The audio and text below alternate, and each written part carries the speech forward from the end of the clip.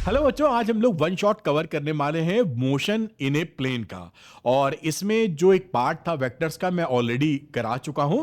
तो अगर आपका वेक्टर मजबूत है तो बड़ी अच्छी बात है, नहीं आता तो vectors one shot from Arvind Academy लिख दीजिएगा। तो इससे पहले का वीडियो डिस्क्रिप्शन में लिंक भी दे दूंगा, आप वीडियो देख सकते हैं। यहां पर मैं प्रोजेक्टाइल मोशन का और उससे जुड़ी बातों का पूरी तरह डिस्कशन करूंगा। तो शुरू से अंत तक पूरा वीडियो देखिएगा जिससे पूरी क्लैरिटी आपको मिल जाए। चलिए तुरंत स्टार्ट करते हैं। और स्टार्ट करने से पहले वेलकम टू अरविंद एकेडमी। मैं हूं अरविंद सर, मुझे 25 साल से ज्यादा का टीचिंग एक्सपीरियंस है।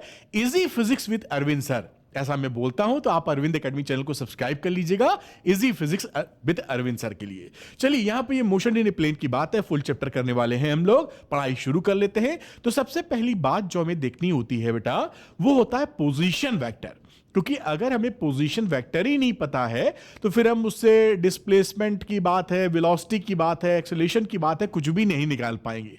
तो पोजीशन वेक्टर किसे कहते हैं? देखिए, पोजीशन वेक्टर का काम होता है किसी भी पॉइंट का या पार्टिकल का पोजीशन बताना। तो वो कैसे बताया जाता है? मान लीजिए ये पॉइंट P है ना। अब इस P पॉइंट को जो कोऑर्डिनेट एक्सिस आप माने हैं, ओरिजिन से एक यहां पर एरो खींच दीजिए जिसकी टेल ओरिजिन पर हो और जिसका हेड आपका पॉइंट P पे हो। तो यही जो OP वेक्टर होता है वो आपका पोजीशन वेक्टर है पार्टिकल P का। क्योंकि ये क्या कर रहा है, ये डायरेक्शन भी बता रहा है भाई, एक्स से कितना थीटा बन रहा है और कितनी दूरी पर है ओरिजिन से, ये भी बता रहा है। तो आपको स्पेसिफाई कर देता है कि भाई कहां पर पार्टिकल है, इसे बोलते हैं पोजीशन वेक्टर। और इसको लिखते कैसे हैं? देखिए, OP वेक्टर या R वेक्टर को, ये अगर इसके कोऑर्डिनेट्स x y हैं तो इसका मतलब हो गया कि ये जो डिस्टेंस है ये x है और ये जो डिस्टेंस है बेटा ये y है। तो x i कैप होता है unit vector in positive x axis, तो x i cap plus y j cap. तो ये इसका रेक्टेंगुलर पार्ट है, वेक्टर वाला पार्ट है इन रेक्टेंगुलर कंपोनेंट सिस्टम। हमेशा ध्यान रखिएगा जो टेल होता है वो पोजीशन वेक्टर का ओरिजिन पे ही होना चाहिए। मैं एक छोटा सा एग्जांपल ले लेता हूं जिससे आपको और क्लैरिटी मिल जाए। मान लीजिए यहां पर मैं एक्सेस बना रहा हूं आपको समझाने के लिए। कोई पॉइंट P है जिसके कोऑर्डिनेट्स हमें 2,3 दे रखे हैं, ठीक है। तो अब इसका पोजीशन वेक्टर आपको एक तो है भाई ज्योमेट्रिकली बनाना, जो आप O से P तक खींच देंगे और OP वेक्टर हो जाएगा। अगर इनको हमें I कैप J कैप के फॉर्म में लिखना है तो कैसे लिखते हैं? इस OP वेक्टर को या हम लोग R वेक्टर भी बोलते हैं। हमने ये देखा था ना, XI cap plus Y J cap. तो X की जगह यहां पर 2 है तो इसको लिख दोगे 2I कैप, और Y की जगह 3 है इसलिए 3J कैप। तो इस पार्टिकल P का जो पोजीशन वेक्टर है वो 2I cap plus 3J cap है। अब इस पोजीशन वेक्टर का अगर आपको मैग्नीट्यूड निकालना है तो जैसे वेक्टर के बारे में आपने पढ़ा था कि अगर हमें मैग्नीट्यूड निकालना है, मैं लिख देता हूं थोड़ा सा जिससे आप कंफर्टेबल हो जाएं। ये मैग्नीट्यूड का मतलब है R का वैल्यू। तो ये आप लिखते थे √x² प्लस y², जैसा हमने सीखा है आज तक। तो उसी के अनुरूप अगर आप लिखेंगे तो ये 2 का स्क्वायर प्लस 3 का स्क्वायर अपॉन अंडर रूट में, तो ये 4 और 9 9 4 13, तो √13 इसका मैग्नीट्यूड आ गया, इसकी लंबाई। और डायरेक्शन के लिए कि ये थीटा कितना है उसको आप पढ़ा करते थे कि tan थीटा की वैल्यू होती है y अपॉन x, है ना। तो थीटा अगर निकालना चाहोगे तो इसको लिख दोगे tan inverse y upon x, और ये y आपको मिल रहा है 3, ये है ना यहां से y 3, ये 3 10 लिख देना था पहले मुझे, ये यहां पर, और ये रहा tan इनवर्स 3/2, ये थीटा आ गया। तो एक इंफॉर्मेशन आपको मैग्नीट्यूड के बारे में मिली, दूसरी इंफॉर्मेशन आपको डायरेक्शन के बारे में मिली। तो इस तरीके से पूरी कहानी किस कॉन्टेक्स्ट में है?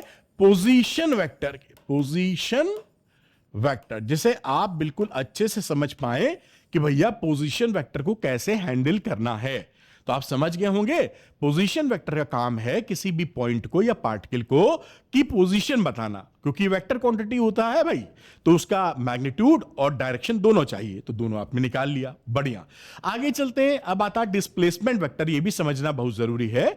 तो डिस्प्लेसमेंट वेक्टर क्या बताता है? वो ये बताता है कि एक पॉइंट से दूसरे पॉइंट जो बॉडी है वो कितना डिस्प्लेस हुई है और किस डायरेक्शन में डिस्प्लेस हुई है, दो इंफॉर्मेशन देता है।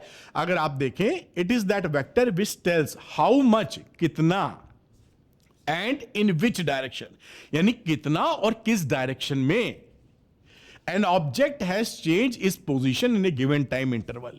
एक पर्टिकुलर टाइम इंटरवल में वो ऑब्जेक्ट कितना अपनी पोजीशन को चेंज कर गया है। अब इसका भी छोटा सा एग्जांपल देके आपको समझा देंगे तो और आसानी आपको लगेगी। तो यहां पर आपने देखा भाई, कोई भी पार्टिकल मान लीजिए इनिशियली पी पॉइंट पे था, उसके कोऑर्डिनेट्स x1, y1 थे, और मान लेते हैं टी टाइम बाद वो क्यू पर पहुंच गया फाइनल पोजीशन, और इसके कोऑर्डिनेट्स हो गए x2, y2। तो डिस्प्लेसमेंट वेक्टर क्या होगा? पी क्यू, इनिशियल से फाइनल की तरफ जो वेक्टर होता है उसे आप डिस्प्लेसमेंट वेक्टर बोलते हैं। तो इनिशियल पोजीशन थी ओपी वेक्टर और फाइनल पोजीशन थी ओक्यू वेक्टर, तो ये हो गया आपका क्या? Displacement vector. कौन सा? डेल्टा आर, इसी को डेल्टा आर कह रहे हैं, या आप पी क्यू वेक्टर कह दीजिए। तो यही आपका पी क्यू है ना, पी क्यू वेक्टर, और इसी को आप डिस्प्लेसमेंट वेक्टर कह रहे हैं। तो कभी भी सीधे अगर डिस्प्लेसमेंट वेक्टर निकालना हो तो क्या करेंगे? x2 minus x1 final position minus initial, x2 minus x1 into i cap plus y2 minus y1 into j cap. अब इस चीज को आप तक पहुंचाने के लिए, सरल करने के लिए एक एग्जांपल मैं ले लेता हूं जिससे आपको सरल लगे, ठीक है, दिमाग में बैठ जाए कि भाई क्योंकि डिस्प्लेसमेंट वेक्टर बहुत जरूरी है और बिना उसके तो वेलोसिटी नहीं निकलती, क्योंकि वेलोसिटी होती है डिस्प्लेसमेंट अपॉन टाइम, और जब वेलोसिटी नहीं निकलेगी तो एक्सेलरेशन कैसे निकलेगा? आइए देखते हैं। तो यहां पर मैं कोऑर्डिनेट एक्सेस बना देता हूं जिससे कि थोड़ा सा आसानी हो आपको समझने में। ये कोऑर्डिनेट एक्सेस है। मान लेते हैं किसी पॉइंट P पर जिसके कोऑर्डिनेट थे 3,2, यहां पर इनिशियली कोई ऑब्जेक्ट था और कुछ समय बाद ये ऑब्जेक्ट यहां पहुंच गया और इसके कोऑर्डिनेट हो गए 1, और 5, ठीक है। यहां P ये इनिशियल था, इनिशियल, और ये क्या हो गया? फाइनल। तो अगर हमें फोटो ना भी बनानी हो तो मैंने आपको बताया है कि जो डिस्प्लेसमेंट वेक्टर की बात हमने की है डेल्टा आर की, वो कैसे लिखते हो? x2 माइनस x1 का आई cap plus y2 minus y1 का जे कैप। तो ये इनिशियल वाला x1 y1 और फाइनल वाला x2 y2, तो एक में से 3 घटा दो तो 1 माइनस 3 आई कैप, और ये हो गया 5 में से 2। ये देखो कितना सरल है, और ये माइनस 2 आई कैप और ये 3 जे कैप। ये आपका डिस्प्लेसमेंट वेक्टर निकल आया। फोटो बनाना चाहो तो फोटो के लिए फोटो बना देते हैं जिससे बात पूरी कंप्लीट हो जाए। ये देखिए ओपी वेक्टर था पोजीशन, ये था आपका ओक्यू वेक्टर, ये पोजीशन वेक्टर से एक कलर और बदल लेते हैं, और यहां पर ये जो पी क्यू है ये आपका डेल्टा आर वेक्टर या डिस्प्लेसमेंट वेक्टर है। तो इस तरीके से आप देखिए कितनी आसानी से डिस्प्लेसमेंट वेक्टर निकाल सकते हैं। डिस्प्लेसमेंट वेक्टर आपको दो जानकारी देता है कि किसी टाइम इंटरवल में टी में इनिशियल से फाइनल पोजीशन में कितनी दूरी आपने तय की है और किस दिशा में तय की है। तो दिस इज वेरी इंपॉर्टेंट। तो उम्मीद करते हैं कि यह बात भी आप तक पहुंच गई होगी कि डिस्प्लेसमेंट वेक्टर को कैसे टैकल करना है। बहुत ही सरल रहता है मामला। और इसी का देखिए, ये कोई भी वेक्टर हो ना, जैसे यहां लिखा हुआ है, एक और चीज बता देते हैं, जैसे डिस्प्लेसमेंट वेक्टर आ गया आपका -2i प्लस 3j कैप। अब इसका अगर मैग्नीट्यूड चाहिए तो फंडा वही लगाते हैं जो वेक्टर्स में सीखे हैं। ये मैग्नीट्यूड का मतलब है √x² प्लस y²। तो x² मतलब -2 का स्क्वायर, ये देखिए -2 का स्क्वायर, और y की जगह लिख देंगे 3 का स्क्वायर। तो ये 9 और 4 13, तो √13 आपकी वैल्यू आ गई मैग्नीट्यूड। और डायरेक्शन निकालना हो तो डायरेक्शन आप उसी तरीके से y/x करके निकाल सकते हैं। उम्मीद करते हैं बात आप तक पहुंची होगी। चलिए एक कदम आगे बढ़ाते हैं। अब आता है इंस्टेंटेनियस वेलोसिटी। तो इंस्टेंटेनियस वेलोसिटी का मतलब होता है किसी क्षण किसी पार्टिकल की कितनी वेलोसिटी है ना, किसी क्षण, किसी पल, किसी टाइम पर पर्टिकुलर। तो उसको आप लिखते हो v is equal to d x by जो पोजीशन वेक्टर होता है ना, उसी को जब आप सिंपल भाषा में जब बोलते हो, अगर मैं vx की बात करूं तो आप dx अपॉन dt लिख देते हो। यानी कि आप पोजीशन वेक्टर को अगर डिफरेंशियल कैलकुलस से dx अपॉन dt कर देंगे तो इंस्टेंट वेलोसिटी निकल आएगी, इंस्टेंटेनियस वेलोसिटी निकल आएगी। तो ये तो केवल x डायरेक्शन में लिखी है, लेकिन मैं यहां पर चैप्टर है मोशन इन ए प्लेन, तो x और y दोनों कोऑर्डिनेट में चेंज हो रहा होगा। इसलिए v लिखना का मतलब है dx अपॉन dt जो कि vx है, i plus dy by dt जो कि vy है। ये क्या है? vy। बहुत सरल होता है, एक बार समझ लोगे कुछ गलत हो ही नहीं सकता। और ये dx बाई dt। अब ये इसको v is equal to v x i cap plus v y j cap आप लिख सकते हो। और इसमें भी अगर आपको मैग्नीट्यूड निकालना पड़े तो वही फंडा, इसका मैग्नीट्यूड यानी मैग्नीट्यूड का मतलब हो गया वेलोसिटी का मैग्नीट्यूड स्पीड होता है। तो यहां पर आप क्या लिख देंगे? अंडर रूट वी एक्स का square plus under root v y का स्क्वायर। और टेन थीटा निकालना पड़े डायरेक्शन, तो वाई अपॉन वाई की जगह वी आ जाएगा, v y upon v x. तो ये आप यहां पर डायरेक्शन और मैग्नीट्यूड आसानी से निकाल सकते हैं। तो ये इंस्टेंटेनियस वेलोसिटी हो गई। उम्मीद करते हैं बिल्कुल आप पता कर पाए होंगे। किसी कर्व की इंस्टेंटेनियस को मान लो ग्राफ बना है, ये ग्राफ है एक्स वाई में, और ये उसका मोशन बना हुआ है कि इस तरफ जा रहा है। तो हमेशा जब टेंजेंट खींच देते हो ना, जैसे पी पॉइंट पर आप टेंजेंट खींच दो, तो ये डायरेक्शन ऑफ वेलोसिटी होता है। हमेशा पकड़े रहिएगा, जो भी मोशन का पाथ है उसको आप उस पॉइंट पे टेंजेंट खींच देंगे तो इंस्टेंटेनियस वेलोसिटी आपको मिल जाती है। ये हमेशा ट्रू होता है, ठीक है, जो हमारी स्टडीज है उसके तहत। आइए बढ़ते हैं। अब सवाल आता है एक चीज और, इंस्टेंटेनियस वेलोसिटी मैग्नीट्यूड डायरेक्शन हम बता चुके हैं, फिर रिपीट कर रहे हैं। v बराबर v x i cap plus v y j cap हो गया। अब इसका मैग्नीट्यूड निकालना है तो v x square plus v y square का अंडर रूट कर दीजिए।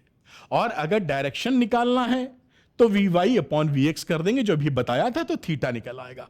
यानी आप मैग्नीट्यूड और डायरेक्शन दोनों निकाल सकते हैं, क्योंकि ये क्या है ना, ये बेटा है वेक्टर इक्वेशन। और आप ये जानते हैं कि जो वेक्टर इक्वेशन होती है उसमें मैग्नीट्यूड और डायरेक्शन दोनों छुपे होते हैं या दोनों होते हैं। तो ये तोड़ के मैग्नीट्यूड निकाल लिया, ये तोड़ के डायरेक्शन निकाल लिया। तो ये दो इक्वेशन अलग अलग लिखो या वेक्टर की एक ही इक्वेशन लिख दो, काफी सरल पड़ता है। और 2D में तो दो ही इक्वेशन होती हैं, 3D की बात करेंगे तो वेक्टर ही में लिखना पड़ेगा, वरना बड़ा लंबा चौड़ा काम हो जाता है उसमें 3D में जब मोशन की बात करते हैं। ठीक है, बात पकड़ में आई होगी। इसलिए वेक्टर सीखना बेहतर रहता है, अच्छा रहता है, सीखना चाहिए। अब ये सवाल बड़ा इंपॉर्टेंट है, एनसीईआरटी का है, मैं इसको करवा देता हूं जैसे आपको कंफर्टेबली समझ में आ जाए। पूरा वीडियो ध्यान से देखते रहिएगा, नोट्स वगैरह कहां से डाउनलोड करने सब बता दूंगा इसी के बीच में। चलिए, तो यहां बात करते हैं the position of A particle is given by, कि ये वेक्टर लिखा हुआ है, तो मैं रेड कलर लगा देता हूं इसके ऊपर, फिर बदल लूंगा। ये देखिए, एनसीईआरटी में कोई लेटर अगर बोल्ड लिखा है तो उसका मतलब यही वो कहते हैं कि वेक्टर समझो। तो ये आर है, तो ये आर वेक्टर है, पोजीशन वेक्टर है। और ये 3t आई कैप यहां दिख ही रहा है, 2t स्क्वायर जे कैप प्लस 5k कैप। ये यानी टाइम की वैल्यू जैसे बदलोगे, 1 सेकंड रखोगे टी की जगह तो कुछ पोजीशन मिलेगी, 2 सेकंड रखोगे तो कोई और पोजीशन मिलेगी, 3 क्योंकि ये टी है ना वेरिएबल यहां, तो ऐसे बदलती रहेगी। तो इसका मतलब है टाइम बदलने के साथ साथ आपकी पोजीशन बदल रही है। बढ़िया है। अब what T is in second, ये कह रहा है जो समय है उसको सेकंड्स में लेके चलो। ठीक है भैया। And the coefficients have the proper units for r to be in metres, मतलब ये जो बाकी चीजें हैं वो इस तरीके से हैं कि आर हमारा मीटर में निकल आए। फाइंड करना है पहले वीटी एंड एटी। जो वीटी लिखने का मतलब होता है इंस्टेंटेनियस वेलोसिटी और एटी का मतलब इंस्टेंटेनियस एक्सेलरेशन। ठीक, ऑफ द पार्टिकल अभी निकालते हैं। Find the magnitude and direction of VT at T बराबर 1 सेकेंड। सेकेंड पार्ट में बोला है कि जब टाइम हमारा 1 सेकंड आ रहा है, उस समय वेलोसिटी कितनी होगी ये भी आप कैलकुलेट करके बताएंगे। बहुत ही सरल बात है लेकिन इंपॉर्टेंट बहुत है आपके लिए। तो मैं जरा कलर वाइट कर लेता हूं। अब सॉल्यूशन की तरफ बढ़ते हैं। हमें मालूम है कि वेलोसिटी निकालने के लिए पोजीशन वेक्टर को हमें डिफरेंशिएट करना पड़ता है विद रिस्पेक्ट टू टाइम। तो dr अपॉन dt की वैल्यू हो गई vt के बराबर। अब कुछ है ही नहीं, यहां पर r दे रखा है, इसी को डिफरेंशिएट कर दो तो d अपॉन dt, और ये पूरी वैल्यू जो लिखी थी मैंने यहां पर टिप दी है। ये पूरा जो है यहां मैंने ये कॉपी कर दिया। देखिए 3ti कैप, ये 3.0 लिखा है, 0.0 हमने नहीं लिखा क्योंकि सीधे सीधे देखने में आपको आसानी होगी। तो 3ti कैप, फिर 2t स्क्वायर j कैप और 5k कैप। अब जब डिफरेंशिएट करने जाएंगे तो इसकी वैल्यू आ जाएगी कितनी, t की वैल्यू 1 तो 3i, और यहां भी t स्क्वायर है तो 2t आ जाएगा डिफरेंशिएशन में, तो 2t को इससे मल्टीप्लाई करेंगे तो 4t j कैप। और ये जो टर्म है वो कांस्टेंट है, t है ही नहीं इसमें, तो इस कांस्टेंट का डिफरेंशिएशन 0 हो जाएगा। आप चाहें तो यहां 0 लिख दें, वरना लिखने की कोई जरूरत होती नहीं है। अब ये आपका आ गया वेलोसिटी। ये जो पूछा था ना कि इंस्टेंटेनियस वेलोसिटी बताओ, ये इंस्टेंटेनियस वेलोसिटी हो गई 3i plus 4t j cap. अब कह रहा है इंस्टेंटेनियस एक्सेलरेशन बताओ। तो आप जानते हैं कि एक्सेलरेशन के लिए वेलोसिटी को टाइम के रिस्पेक्ट में डिफरेंशिएट कर देना होगा, यानी dv बाई dt। तो v हमारे पास यहां था, ये 3i plus 4t j cap, 3i plus 4t j cap को हमने d बाई dt कर दिया। अब यहां पर अगर आप देखें तो ये कांस्टेंट टर्म है, तो इसकी वैल्यू हो जाएगी 0। ये देखिए t तो है ही नहीं इसमें t का डिफरेंशिएशन 1 होता है, तो 4j कैप बची। तो एक्सेलरेशन क्या हो गया, 4j कैप। आप चाहें तो एक साथ ऐसे लिख सकते हैं, a करके लिखिए, t चाहो तो लिखो, चाहो तो ना लिखो, 4j कैप। ये आपका एक्सेलरेशन, इंस्टेंटेनियस एक्सेलरेशन आ गया। तो पहले पार्ट में जो पूछा था हम लोगों ने कर लिया है। अब सेकंड पार्ट की बात करते हैं। कह रहा है कि भैया vt बताओ जब t बराबर 1 हो। तो यहां पर a हो गया 4 मीटर पर second square along y direction, इसी का मतलब लिख दिया है। ये वेक्टर फॉर्म में लिखा है और वेक्टर फॉर्म को अगर लैंग्वेज फॉर्म में लिखेंगे तो लिखोगे 4 मैग्नीट्यूड है तो 4 मीटर पर सेकेंड स्क्वायर इसका मैग्नीट्यूड, और जे कैप का मतलब होता है पॉजिटिव वाई डायरेक्शन। तो ये अलोंग पॉजिटिव वाई डायरेक्शन, ये इसका डायरेक्शन हो गया। अब इसका सेकेंड पार्ट करते हैं। एट t बराबर 1, ये कौन सा पार्ट है, ये b पार्ट है बेटा, और ये जो हम लोग कर रहे थे ये a पार्ट था, है ना। अब यहां पर देखिए t बराबर 1 सेकेंड पर v की वैल्यू कितनी होगी। तो देखिए v का फंक्शन ये है, यहां पर जहां t आ रहा है वहां 1 पुट कर दो, तो यहां तो t है ही नहीं तो 3i कैप हो गया, और यहां पर t की जगह 1 पुट करोगे तो 4j कैप हो गया। तो ये t बराबर 1 पर वेलोसिटी हो गई वेक्टर फॉर्म में 3i प्लस 4j कैप। और अगर लैंग्वेज फॉर्म में लिखते हो तो आप क्या करोगे, इसका मैग्नीट्यूड निकाल लो। v क्या हो जाएगा, 3 का स्क्वायर प्लस 4 का स्क्वायर, और इसको सॉल्व करोगे तो 5 मीटर पर सेकेंड। डायरेक्शन के लिए बात की जाए अगर तो tan theta y upon x या v y upon v x करोगे। ये y अपॉन एक्स का मतलब है यहां पे v y upon v x कहना चाहिए क्योंकि वेलोसिटी का निकाल रहे हैं। तो v y upon v x, ये 4 अपॉन 3, ये करीबन tan इनवर्स 4/3 53 डिग्री के आसपास होता है विद पॉजिटिव एक्स एक्सेस से 53 डिग्री। ये सवाल आपका पूरा बहुत ही बढ़िया सवाल था जो हो जाता है, इसको नोट डाउन कर लीजिए बेटा पॉज करके चाहें तो ये इंपॉर्टेंट है। मैंने एक चीज स्टेप बाय समझा दी जैसे आपको पूरा सपोर्ट मिले। अच्छा, ये यहां पर इसका आंसर हो गया। अब देखिए कई बच्चे पूछते हैं कि नोट्स जो आप पढ़ा रहे हैं सर, इसका पीडीएफ हमें कैसे मिले। तो बहुत ही सिंपल सी बात है, आप डाउनलोड कर लीजिए Arvind Academy app, link description में मिलेगा, और उसके बाद फ्री पीडीएफ आप ले सकते हैं। कैसे, आप स्टोर सेक्शन में जाइए और यहां पर आपको दिखाई पड़ेगा क्लास 11 फिजिक्स फ्री पीडीएफ। यहां देखिए प्राइस हमने लगा दिया 12 लाख रुपए से भी ज्यादा, इसलिए कि गलती से कोई बच्चा पेमेंट ना कर दे। इसके अंदर जितने भी पीडीएफ हैं सब अनलॉक हैं, यानी क्लिक करोगे तो डाउनलोड हो जाएंगे और अपनी पढ़ाई के लिए इस्तेमाल कर लीजिएगा। तो बड़ी सरल सी बात है, अरविंद एकेडमी ऐप को डाउनलोड कीजिए, स्टोर सेक्शन में जाइए और अपनी फ्री पीडीएफ ले लीजिए और पढ़ाई के लिए इस्तेमाल कीजिए। चलिए वापस आते हैं अपनी पढ़ाई पर। और अब बात करते हैं इंस्टेंटेनियस एक्सेलेरेशन की। तो इंस्टेंटेनियस एक्सेलेरेशन का क्या मतलब होता है कि वेलोसिटी को टाइम के रिस्पेक्ट में डिफरेंशिएट कर दीजिए। तो dv by d t is equal to a, ये आप जानते भी होंगे और मैंने याद भी दिलाया आपको। अब दूसरी बात, अगर ये रेक्टेंगुलर कंपोनेंट्स में लिखे जाएं तो ये ए बराबर ए x i cap plus A Y j cap, ये कैसे रेक्टेंगुलर वेक्टर फॉर्म में लिखने का तरीका होता है। अब यहां पर अगर मैं ए एक्स की बात करूं तो ए एक्स है d v x upon d t, या फिर ये वी एक्स की जगह आप d x by d t put कर दीजिए।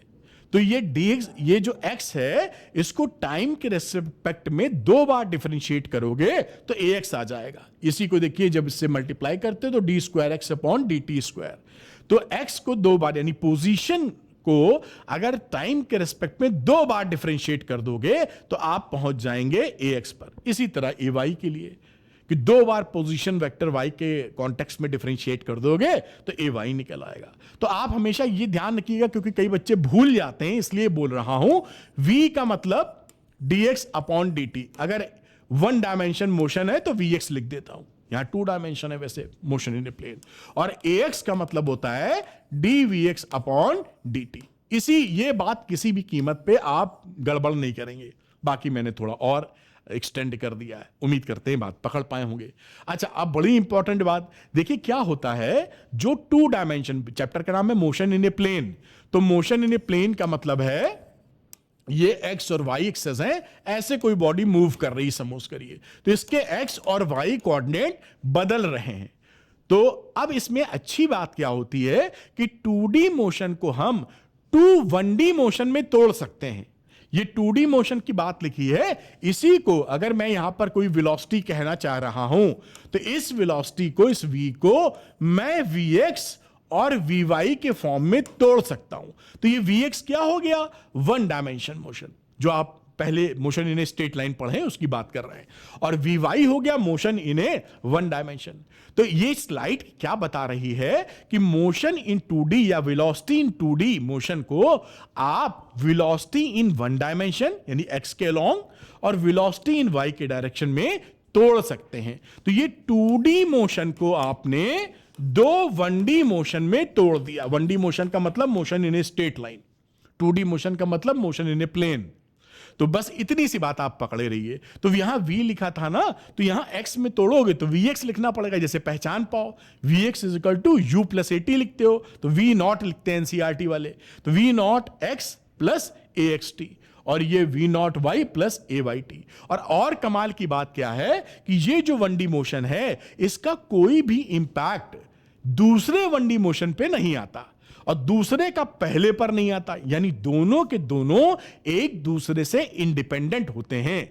इसी को बोलते हैं physical independence of these 2 1D motions. यानी इसमें जो बदलाव हो रहा है उसका कोई असर, क्योंकि 90 डिग्री पर है ना vy, कोई असर vy पे नहीं होगा, और vy पर होने वाला बदलाव कोई असर vx पे नहीं होगा। तो दोनों मोशन को सिंगल 1D मोशन की तरह ट्रीट करके पूरी कहानी सेट कर सकते हो। उम्मीद करते हैं पकड़ पाए। अब एक इंटरेस्टिंग चीज और आती है, जैसे आप पढ़े थे ना, अभी पढ़ते थे s is equal to ut plus half at square, normally बच्चों को ध्यान रहता है, ये डिस्प्लेसमेंट हो जाता है। अब मान लीजिए कोई भी बॉडी ऑलरेडी ये ओरिजिन है, यहां से x नॉट की दूरी पर है और यहां से डिस्प्लेसमेंट आप कैलकुलेट कर रहे हैं, यहां से कोई डिस्प्लेसमेंट आप कैलकुलेट कर रहे हैं। तो आपको अगर ये पोजीशन बतानी होगी x वाली इतनी कि भाई ओरिजिन से कितनी दूर हो, तो इस x नॉट में s जोड़ना पड़ेगा ना, है कि नहीं? तो इस x को आप x नॉट प्लस s कर दोगे। यही तो, ये समझिएगा, बड़ी इंपॉर्टेंट बात है। ये x क्या है, पोजीशन, कि भाई कोई भी पार्टिकल कहां पर है, और ये इनिशियल पोजीशन x नॉट, और s हो गया जो डिस्प्लेसमेंट उसके अंदर आ रहा है। क्योंकि ये 1D की बात हम लिख रहे हैं तो स्ट्रेट लाइन में डिस्प्लेसमेंट आ गया। ठीक, यही बात सिंपल लिख दी है, ये वेक्टर फॉर्म में लिख दी। ये केवल 1D लिखी थी, ये वेक्टर में लिख दो तो 2D में हो या 3D में हो कोई तकलीफ नहीं रहती है। तो यहां पर ये इनिशियल पोजीशन r नॉट, जैसे यहां पर x नॉट इनिशियल लिखा था, और ये formula ut plus half at square. बात समझ में आ गई ना? ये पोजीशन वेक्टर है, यानी किसी भी टाइम पर आपको किसी पार्टिकल का पोजीशन चाहिए तो इस टी की वैल्यू रखो और निकाल लो। अब इसी पोजीशन वेक्टर को आप ये 2D समझ लीजिए, मोशन इन ए प्लेन, इसको 1D और 1D में तोड़ सकते हो। तो इस वी आर को x के दौरान और y के हिसाब से तोड़ लिया। अब ये दोनों एक दूसरे से कोई लिंकेज नहीं रखते, तो ये 1D मोशन है, ये भी 1D मोशन है, और ये 2D मोशन है। आसानी से हम 1D सीख चुके हैं, लगा के आसानी से निकाल लेंगे। समझ गए होगे ये भी, और इसका भी कोई इंपैक्ट y पर और y का कोई इंपैक्ट x पर नहीं होता, क्योंकि एक दूसरे के रेक्टेंगुलर कंपोनेंट है, यानी 90 डिग्री पर है। बड़ी अच्छी बात। अब एक सवाल इसी पर बेस्ड है, और ये थोड़ा हॉट क्वेश्चन है एनसीईआरटी का, बहुत इंपॉर्टेंट है, हम तसल्ली से आपको कराएंगे, ध्यान से इसको सीख लीजिएगा। तो यहां पर मैं रेड कलर लेता हूं सवाल समझाने के लिए, करते वक्त व्हाइट ले लूंगा। एग्जांपल है 3.5 बेटा। ए पार्टिकल स्टार्ट्स फ्रॉम ओरिजिन। अगर कोई पार्टिकल ओरिजिन से स्टार्ट हो रहा है तो उसका मतलब है, ये देखिए, ये R0 0 ओरिजिन है। ये फॉर्मूला बताया था ना मैं, RT = R0 plus UT plus half AT square, vector form में भी लिख सकते हो। और ये R0 यहां पर क्योंकि ओरिजिन से स्टार्ट कराए हैं, इसलिए शून्य रख देंगे यहां। ये समझते रहिएगा, तब कॉन्सेप्ट आएगा। एट t = 0, ठीक है, with A velocity of 5 i cap, vector के फॉर्म में दे रहे हैं, मीटर पर सेकेंड, यानी पॉजिटिव एक्स एक्सिस की तरफ 5 मीटर पर सेकेंड से पार्टिकल चल रहा है। And moves in XY plane, और XY प्लेन में मूव कर रहा है under action of a force, एक उस पर फोर्स लग रहा है, which produces a constant acceleration. वो जो फोर्स लग रहा है उसकी वजह से कांस्टेंट एक्सेलेरेशन कितना हो रहा है, ये एक्सेलेरेशन वेक्टर क्वांटिटी है, वेक्टर के फॉर्म में लिख दिया, 3i cap plus 2j cap metre पर सेकेंड स्क्वायर। यानी हमें एक्सेलेरेशन भी दिया है वेक्टोरली, और ये इसकी इनिशियल वेलोसिटी भी दे रखी है। यहां जगह नहीं, वरना लिख देते, अभी नीचे लिखेंगे। What is the y coordinate of the particle at the instant it's x coordinate is 84। कह रहा है कि जब x कोऑर्डिनेट पोजीशन जो होती है, आपको बताया था, उसको x और y कोऑर्डिनेट में आप तोड़ सकते हो 2 1D में। तो x जब आपकी 84 हो रही है 84, तो y कोऑर्डिनेट कितना है ये बताना है। आइए करते हैं सवाल को आगे। अब मैं इसको व्हाइट कर लेता हूं। RT की वैल्यू ये रिड्यूस हो गई इक्वेशन, क्योंकि R0 0 था, तो V0T plus half AT square. अब V0 का मतलब हो गया, ये आपका जो शुरुआती स्पीड दे रखा है u है, कि एनसीईआरटी में V0 लिखते हैं u को, तो ये 5i कैप इंटू टी, ये जो वैल्यू लिखी थी इसी को लिख दिया, टी तो याला ही है टी, और हाफ लिखा, ये एक्सेलेरेशन यहां दे रखा है 3i cap plus 2j cap into T square ऊपर वाला। तो ये आपकी r की वैल्यू आ गई, पोजीशन वेक्टर। अब इसको हमने i कैप वालों को एक साथ कर लिया, j कैप वालों को एक साथ कर लिया, तो i कैप का हो गया 5t, ये देखिए, और यहां पर i कैप मिला तो 3/2 यानी 1.5 टी स्क्वायर, ये टी स्क्वायर आ जाएगा। ध्यान से देख लीजिए, बड़ा इंपॉर्टेंट सवाल। और इसके बाद हाफ करोगे 2 से तो 1 टी स्क्वायर, ये जे वाला। तो यहां पर जे कैप और आई कैप अलग अलग कर लिया जाता है, जिससे आसानी हो कंपेयर करने में। बात पकड़ में आपको आई। अब ये एक्स, भाई ये जो चीज लिखी हुई है, ये जो आर है ना, आर को तो हमेशा आप इस तरीके से लिख सकते हैं, x i cap plus Y j cap. तो ये जो पूरी चीज है ये क्या है, ये एक्स टी है या एक्स है, और ये वाली पूरी चीज वाई है। बढ़िया, तो एक्स की वैल्यू हो गई 5t प्लस 1.5 टी स्क्वायर। अब इन्होंने कहा है कि ये कोऑर्डिनेट एक्स वाला 84 हो, इसको 84 की जगह रख दीजिए, ये अभी हम रख देंगे, और y की वैल्यू हो गई यहां पे 1 टी स्क्वायर, ये लिख दिया है। अब गिवन है कि xt की वैल्यू 84 है, तो इस इक्वेशन में हम xt की जगह 84 लिख देंगे और सॉल्व कर लेंगे, तो 5t प्लस 1.5 टी स्क्वायर बराबर 84। अब इसको, ये क्वाड्रेटिक है टाइम में, इसको जब आप सॉल्व करेंगे तो t की वैल्यू 6 सेकंड मिलेगी, t बराबर 6 सेकंड। अब इस 6 सेकंड को अगर मैं यहां पे रख दूं तो y कोऑर्डिनेट निकल आएगा, देखिए रख दिया है, एट t बराबर 6 सेकंड y बराबर +1 इंटू 6 का स्क्वायर, यानी 36 मीटर। ये 36 मीटर आपका पहले का आंसर आ गया। कि जब x हमारा 84 मीटर था तो y कितना होगा, y हमारा 36 मीटर होगा। ये क्लैरिटी यहां मिल गई, समझ गए होंगे। फिर अगली बी पार्ट है, what is the speed of the particle at this time. 6 second पर, इस समय पर उस पार्टिकल की स्पीड कितनी है। तो स्पीड निकालने के लिए क्या करेंगे, v बराबर dr बाई dt होता है, जो पोजीशन वेक्टर होता है उसको टाइम के रिस्पेक्ट में डिफरेंशिएट कर दिया जाए, और r आपको यहां मिला ही है तो इसको आप यहां पर डिफरेंशिएट कर देंगे। इसको मतलब ये चीज इसी के बराबर तो है, तो इसको आप डिफरेंशिएट कर देंगे। तो 5 प्लस 3t का आई कैप प्लस 2, ये डिफरेंशिएट करने के बाद वैल्यू है, यहां 5 बचेगा, ये 2t आएगा तो 1.5 इंटू 2 3 हो जाएगा, यहां पर टी स्क्वायर का 2t होगा तो 2t जे कैप होगा। ये आपका v बराबर इतना आ गया। अब आपको t बराबर 6 सेकंड पे चाहिए तो t बराबर 6 सेकंड इसके अंदर पुट कर दीजिए।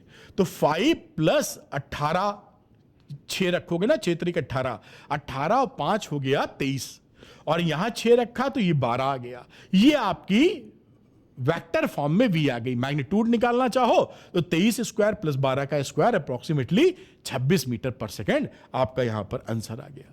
ये एक बहुत ही अच्छा सवाल है, पॉज करके अच्छे से समझ लीजिए, चाहिए तो 2 बार देख लीजिए। इंपॉर्टेंट है, जब तक आप तमीज से नहीं पढ़े होंगे नहीं निकाल पाएंगे आपके लेवल पर, तो आप इसको नोट डाउन कर सकते हैं। मैंने एक एक चीज तोड़ के आपको बता दी है बेटा। अच्छा, अपने अपडेट्स के लिए, क्योंकि क्या होता है कि आप जो मेहनत कर रहे हैं उसका एफिशिएंसी 100% हो, जो मेहनत करें उतने नंबर मिले आपके। तो अगर आप ये चाहते हैं कि अपडेट्स आपको मिलते रहें कि सीबीएसई क्या चेंज कर रहा है, आपको किस तरह पढ़ना चाहिए, तो आप अरविंद एकेडमी टेलीग्राम चैनल को ज्वाइन कर सकते हैं। तो यहां पर इसका लिंक मिलेगा डिस्क्रिप्शन पे, जिससे आपको पूरे अपडेट्स मिलते रहें। तो Arvind Academy Telegram channel join कर लीजिए, जिससे कि राइट डायरेक्शन में आप मेहनत कर सकें और पूरा 100% रिजल्ट ला सकें। चलिए आगे बढ़ते हैं हम लोग। अब आता है, शुरू होता है प्रोजेक्टाइल मोशन। तो बात करेंगे प्रोजेक्टाइल मोशन क्या होता है, फिर इसमें कई सवाल लगाएंगे और डेरिवेशन वगैरह करेंगे। तो अगर किसी भी बॉडी को कुछ इनिशियल वेलोसिटी देकर आप फेंक दो और उसका मोशन केवल under the effect of gravity हो, तो उस बॉडी के मोशन को हम प्रोजेक्टाइल मोशन कहते हैं। फ्री फॉल भी स्पेशल केस है प्रोजेक्टाइल मोशन का।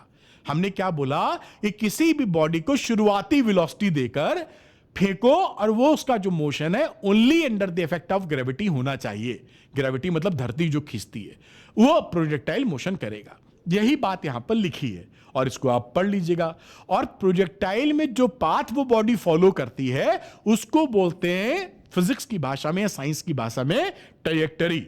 अभी आपको दिखा भी देंगे। जैसे एग्जाम्पल के तौर पे एक प्लेन है, मान लीजिए कोई हिंदुस्तानी प्लेन है, किसी दुश्मन पे बम गिराने जा रहा है। तो अगर ये जब बम गिराता तो बम को जब इसने फेंका तो इनिशियल वेलोसिटी दे दी, फिर only under the effect of gravity, अगर हम ये मान के चलें कि कोई एयर वगैरह या नहीं है यहां, तो ये only under the effect of gravity ये बम ऐसे आके गिरेगा। ठीक है, तो ये जो पाथ फॉलो करेगा उसे ट्रैजेक्टरी बोलते हैं। और ये कौन सा पाथ है या क्या है, ये प्रोजेक्टाइल मोशन है।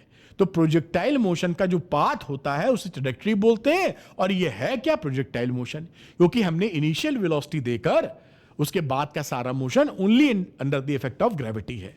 ठीक, जैसे कुछ एग्जांपल है, बम रिलीज्ड फ्रॉम एरोप्लेन, ये समझा ही दिया फोटो बना के। A bullet fired from the gun या राइफल, एक बंदूक से बुलेट चलाएंगे तो वो भी ऐसे जाएगी only under the effect of gravity. ठीक है, तो ये आपका हो जाएगा प्रोजेक्टाइल मोशन। तो क्या होता है इसका मतलब और ट्रैजेक्टरी का क्या मतलब है, सरल भाषा में मैंने आपको बताया। Easy physics with Arvind sir. हाँ जी, तो अब क्या होता है, इसमें जो बातें हम कर चुके हैं उसी को रिपीट करेंगे, जैसे और गहन तरीके से आप पकड़ लें। Principle of physical independence of motion. Physical independence, independence का मतलब होता है स्वतंत्र होना। मोशन में क्या चीज स्वतंत्र हो रही है वो देखते हैं।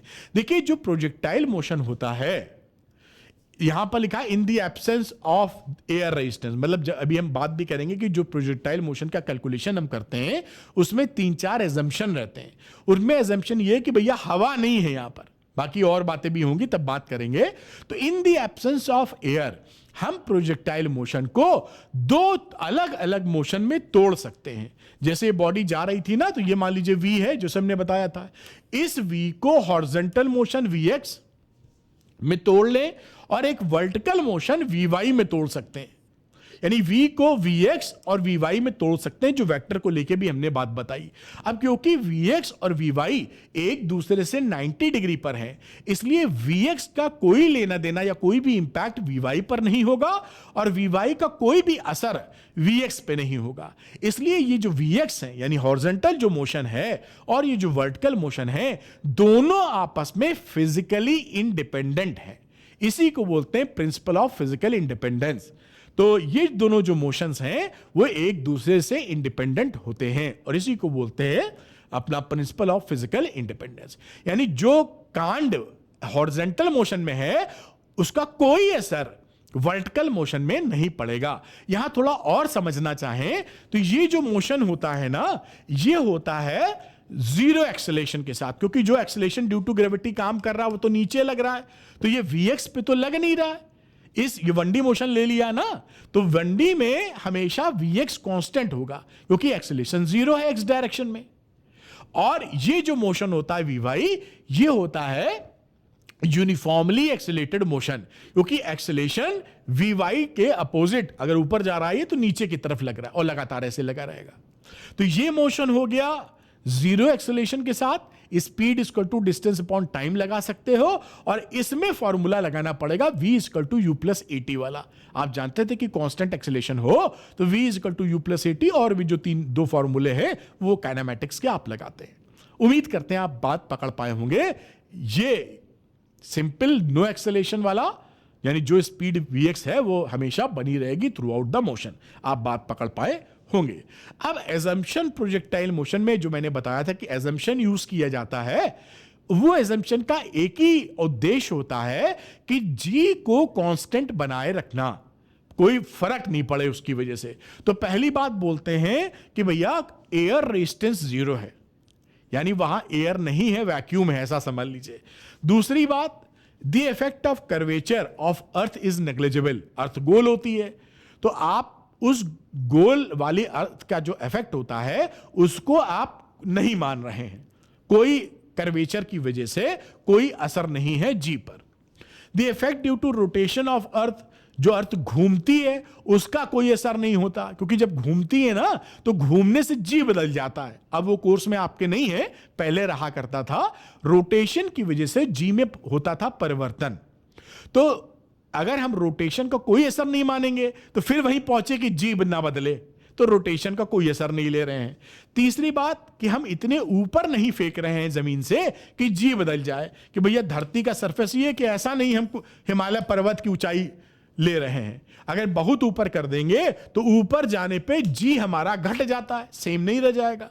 इसलिए हमारा जो अर्थ की सरफेस से पास में ही हम कैलकुलेशन कर रहे हैं। तो ये आपके पास जो एजम्पशंस हैं प्रोजेक्टाइल मोशन के बारे में वो भी पता होना चाहिए, कभी कभी अलग से ये पूछ लेते हैं, तो ये भी आप समझ गए होंगे, उम्मीद करते हैं। अब आता है कि भाई जो प्रोजेक्टाइल गिवन एंगुलर प्रोजेक्शन, मतलब एक जैसे पार्टिकल या समझ लीजिए स्टोन उठाया और आपने तिरछा ऐसे फेंक दिया, जैसे कि मान लीजिए समझ रहे हो ना, जैसे बॉल रहती है क्रिकेट वाली, आप किसी को कैच कराते हैं तो ऐसे फेंकते हैं फिर वो कैच करता है।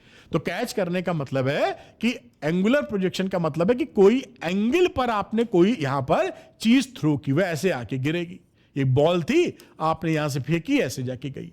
अब इसका हम क्या निकाल रहे हैं, ट्रेजेक्टरी यानी पाथ। ये जो पाथ है इसकी इक्वेशन निकालेंगे और निकाल कर हम देखेंगे कि ये इक्वेशन पैराबोलिक पाथ है। तो जो ट्रेजेक्टरी होती है पैराबोलिक प्रोजेक्टाइल मोशन की, वह पैराबोलिक इन नेचर होती है। प्रूव करने जा रहे हैं, ये लिख के आता भी है डेरिवेशन कि show that, prove that the trajectory of the projectile motion will be parabolic. खैर आप समझे ये बात। अब यहां पर एक बॉल ले ली, समझ लीजिए आप, और उस बॉल को हमने एंगुलर यानी थीटा पर यू वेलोसिटी, इनिशियल वेलोसिटी क्या, यू वेलोसिटी से थ्रो कर दिया। अब इस u के आप दो कंपोनेंट ले सकते हैं, हॉरिजॉन्टल डायरेक्शन में u cos थीटा और वर्टिकल डायरेक्शन में u sin थीटा।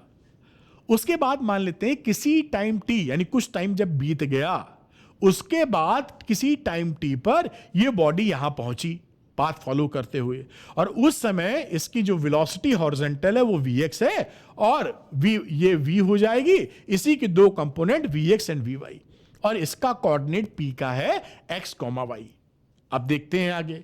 तो suppose body reaches the point x, y after time t, जब फेंके उसके t समय बाद ये पॉइंट p पर पहुंच जाती है।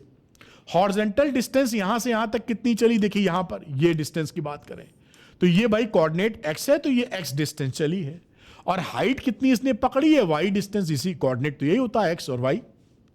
तो हॉरिजॉन्टल डिस्टेंस कितना चली x, और वर्टिकल डिस्टेंस, हॉरिजॉन्टल की बात करते हैं, वर्टिकल की भी करेंगे। तो हॉरिजॉन्टल ये जो x थी इसकी वैल्यू कितनी हो गई, speed is equal to distance upon time.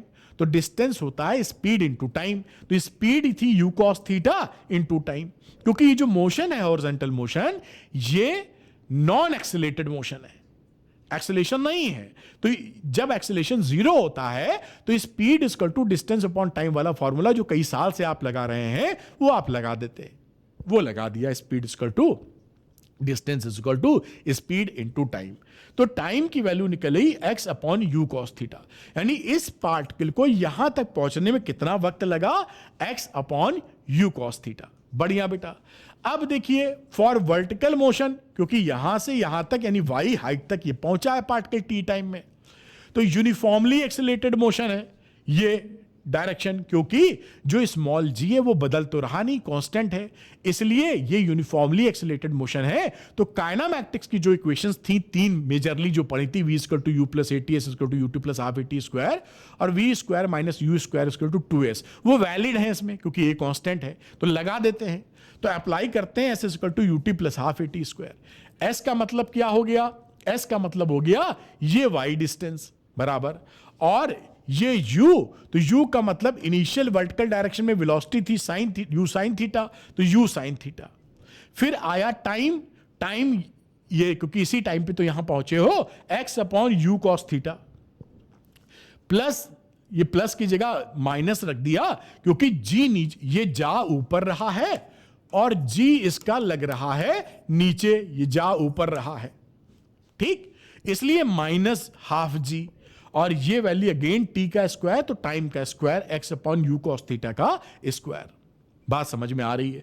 अब इसको थोड़ा सिंप्लीफाई कर लेते हैं, इस u से ये u कट गया यहां पर, तो वैल्यू क्या हो गई x, और sign theta upon cos theta कितना हो गया, टेन थीटा, तो ये हो गया x टेन थीटा। यहां देखिए माइनस हाफ g, ये x स्क्वायर और नीचे u स्क्वायर कॉस थीटा, ये इक्वेशन बन गई। अब ये देखिए ये x में ना, ये x में क्वाड्रेटिक इक्वेशन है, तो ये पैराबोलिक है। आप we can also write this y is equal to p x minus q x square, जहां पर p और q कांस्टेंट है। ये देखिए ये जो p है ये टेन थीटा, ये तो कांस्टेंट है, एक बार थीटा आप दे दियो तो पूरे जर्नी के दौरान टेन थीटा फिक्स रहेगा। और यहां पर ये भी चीज g constant, u constant, theta constant, तो ये भी पूरी चीज कांस्टेंट है। और आप जानते हैं जब भी कोई क्वाड्रेटिक इक्वेशन बनती है तो वो पैराबोला शो करती है।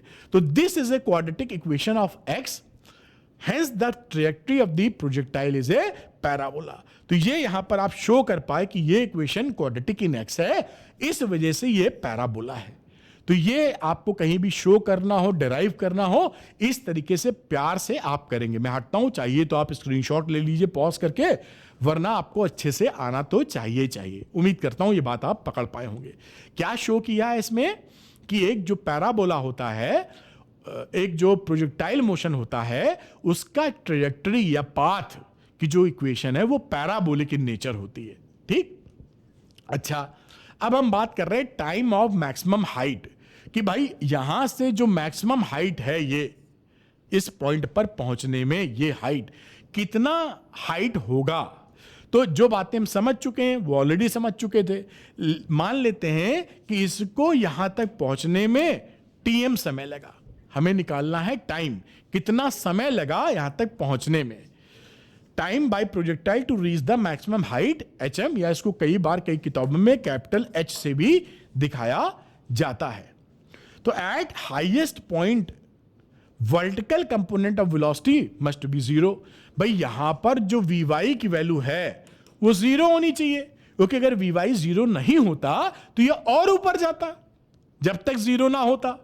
अगर ये हाईएस्ट पॉइंट है तो वर्टिकल कंपोनेंट इसका जो वी होगा वो शून्य होना चाहिए। बढ़िया, अब अप्लाई कर देते हैं v is equal to u plus a t, क्योंकि ये जो मोशन था वर्टिकल वो यूनिफॉर्मली एक्सेलेरेटेड मोशन है, तो ये जीरो हो गया वी और ये हो गया u जो कि u sine theta minus g, और ये time of flight, time of maximum height जो अब यहां से टीएम निकाल लो, तो टीएम की वैल्यू हो गई u sine theta upon g, और ये आप याद कर लीजिएगा, यानी कि मैक्सिमम हाइट अचीव करने के लिए उसको u साइन थीटा अपॉन जी आएगा। अगर हम बात करें भी, हम फॉर्मूला ये भी निकालेंगे कि टाइम ऑफ फ्लाइट यहां से यहां तक पहुंचने में कितना समय लगेगा, तो इसी का डबल समय लगता है। अगर मैं t लिख दूं तो 2tm के बराबर होता है, जैसे आप u साइन थीटा अपॉन जी रख देते हैं, तो ये टाइम ऑफ फ्लाइट है, ये टाइम ऑफ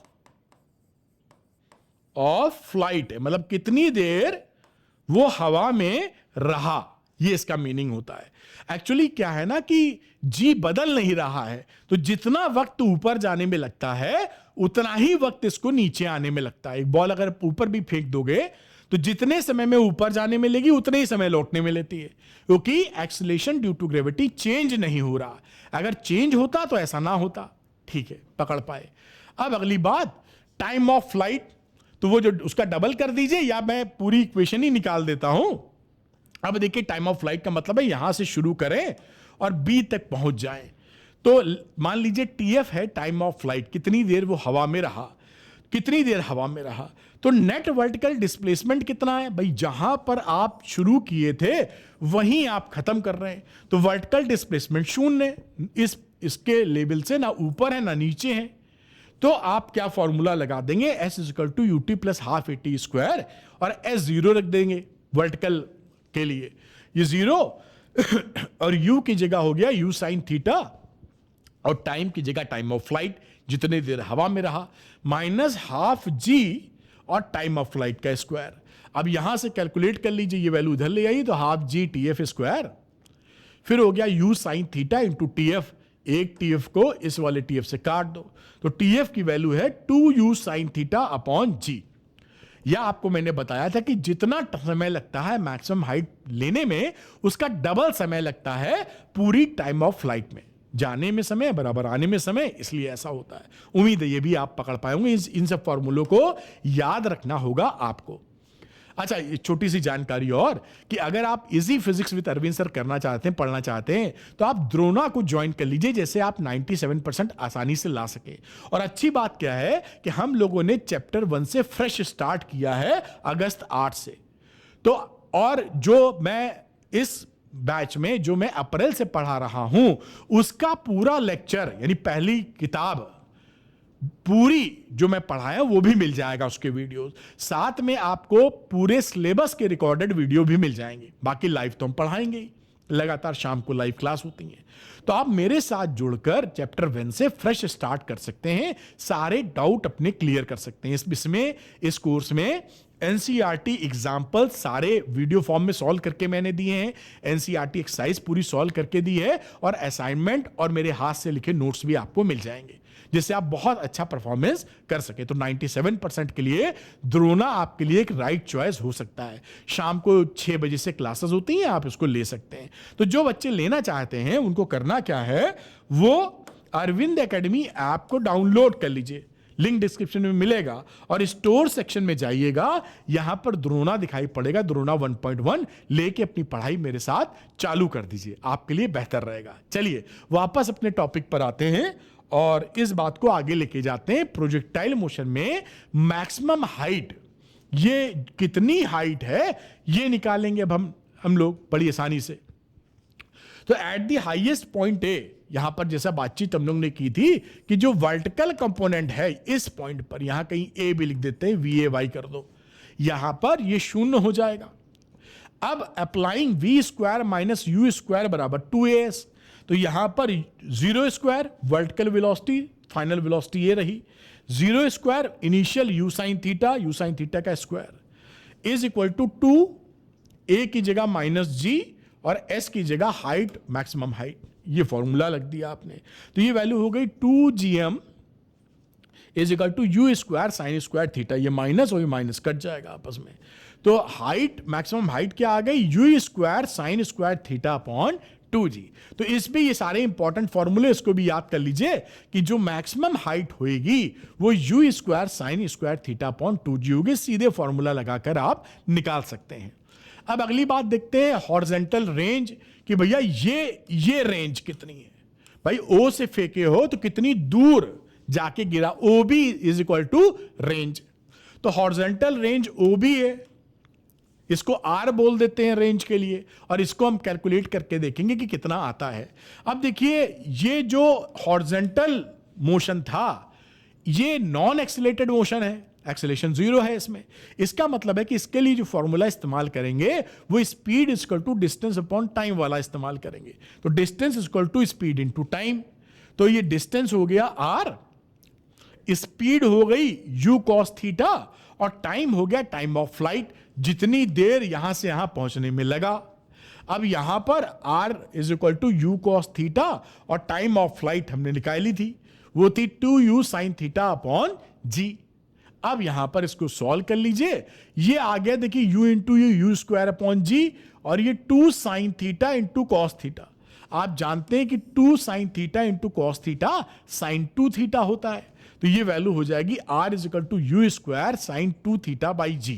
तो ये फॉर्मूला हो गया रेंज के लिए। ये भी फॉर्मूला आपको एकदम पक्की तौर पे याद होना चाहिए। तो r is equal to u square sine 2 theta upon g, this is the range. अब बात करते हैं condition for maximum horizontal range, मतलब ये जो रेंज हमें r मिल रही है ये हम किस एंगल पर फेंके जो मैक्सिमम r मिले, क्योंकि r के थीटा बदलने पर r बदल जाएगा, और ये u हम उतना ही पकड़ के चल रहे हैं कि जितना जोर हम लगा पाए। मान लीजिए कोई चीज फेंक रहे हैं, जितनी शक्ति पूरी झोंक दी तो शक्ति तो बढ़ा नहीं पाएंगे, एंगल चेंज करके हम r अचीव कर सकते हैं, है ना, मैक्सिमम r। तो आइए देखते हैं, फॉर्मूला था रेंज का u square sine 2 theta upon g. अब r को अगर मैक्सिमम होना है तो यू स्क्वायर और g तो बदल नहीं रहे, तो इस साइन 2 थीटा को मैक्सिमम होना होगा। साइन 2 थीटा मैक्सिमम क्या वैल्यू होल्ड करता है, +1। साइन 2 थीटा की मैक्सिमम वैल्यू होती है +1। इसका मतलब क्या है कि 2 थीटा कितना होना चाहिए, 9, यानी 1 को साइन 90 लिख दो, 2 थीटा की वैल्यू 90 डिग्री हो गई, यानी थीटा 45 डिग्री।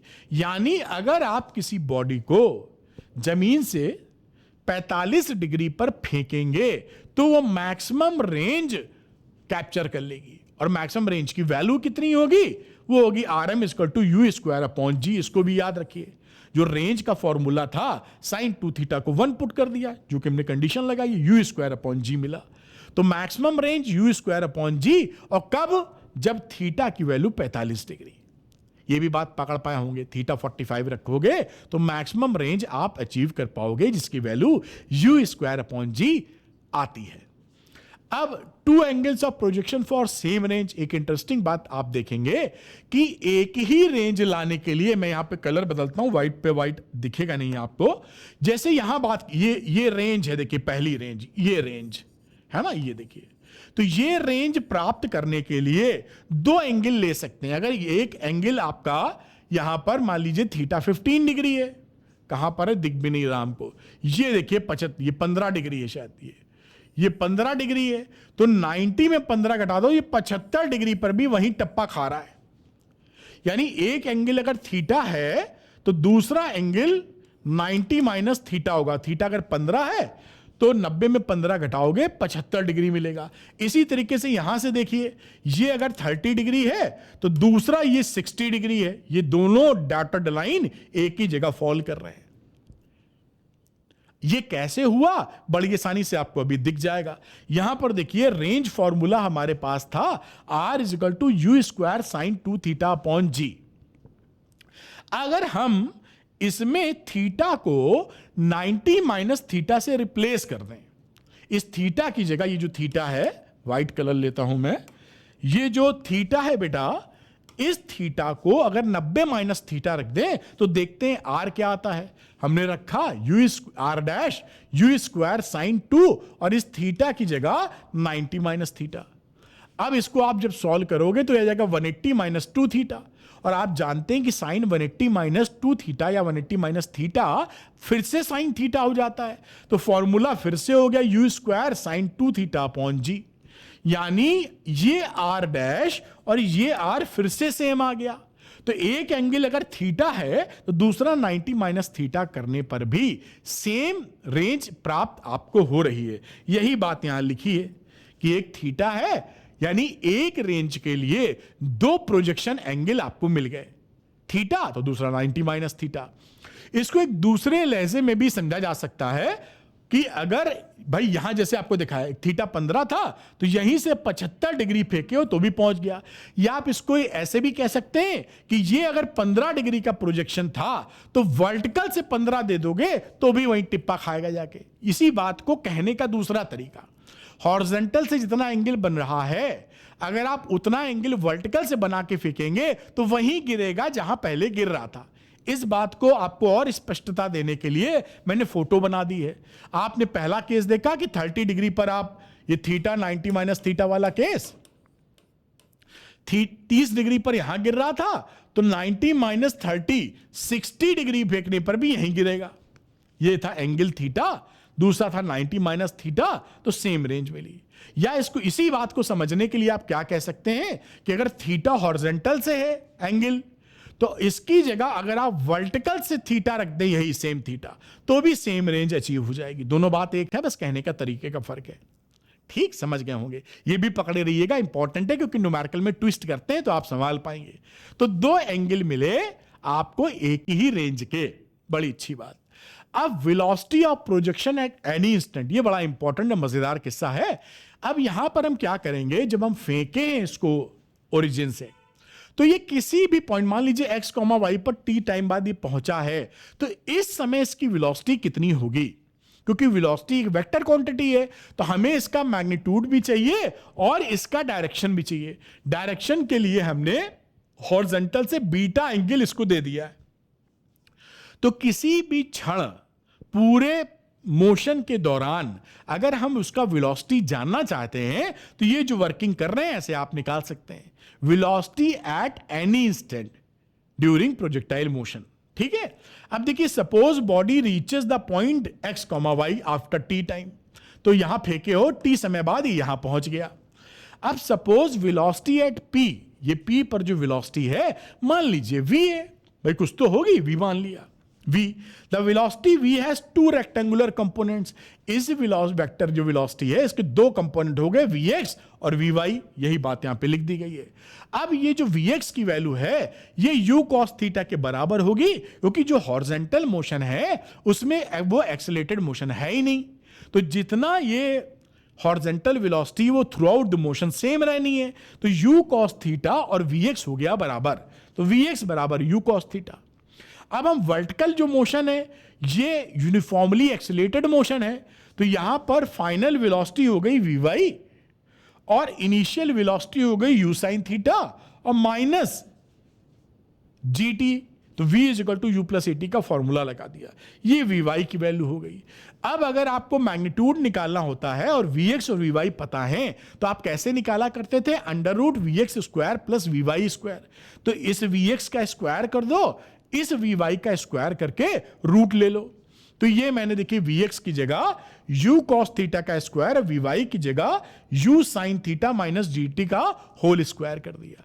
अब इसको आप सिंपली स्क्वायर वाले फॉर्मूले से खोल के रीएडजस्ट कर लो, तो ये हो गया u square cos square theta, यहां आ जाएगा a माइनस बी का होल स्क्वायर, तो a square u square sine square theta, तो इसको इससे क्लब करोगे तो u square sine square theta plus cos square theta वो 1 होता है, 1 हो गया, ये यू स्क्वायर मिल गया। दूसरा करोगे बी स्क्वायर जीटी का स्क्वायर, ये लिखा हुआ है जीटी का स्क्वायर यानी जी स्क्वायर टी स्क्वायर, फिर 2ab तो 2u जीटी साइन थीटा, बस। तो ये आपका मैग्नीट्यूड आ गया, किसी भी क्षण इस टाइम की वैल्यू रख दो टी की और ये वेलोसिटी दे देगा एट एनी इंस्टेंट।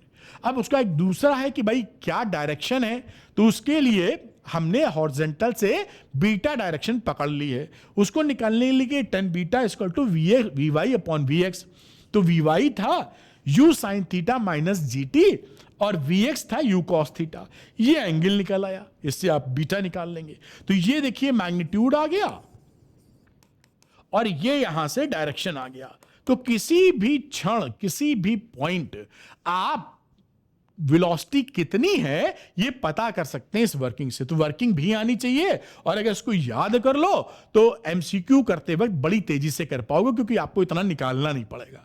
तो ये एमसीक्यू के लिए, और पूरा लंबा 3 नंबर का सवाल आ रहा है या 5 नंबर का, तो पूरी वर्किंग शो करोगे। उम्मीद है बात समझ में आपको आई होगी। अब है velocity of projection at the end point. अब अगली बात करते हैं कि यहां से जब फेंके हैं तो यहां जब पहुंचे हैं तो वेलोसिटी कितनी, इसको चेक कर लेते हैं। अभी हम क्या देखने वाले हैं कि जितनी वेलोसिटी से हम थ्रो करते हैं उतनी ही वेलोसिटी से यहां ये पहुंचता है। जो वेलोसिटी ऊपर थी बस उसका डायरेक्शन नीचे आ जाता है, इतनी बात है। मैथमेटिकली या डेरिवेशन के तौर पे भी इसको चेक कर लेते हैं। तो we know from formula velocity at any instant, जो अभी निकाला है वो था v is equal to under root u square plus g square t square minus 2u g t sine theta. तो यहां से यहां तक जो समय लगा वो टाइम ऑफ फ्लाइट है, टीएफ है, टाइम ऑफ फ्लाइट।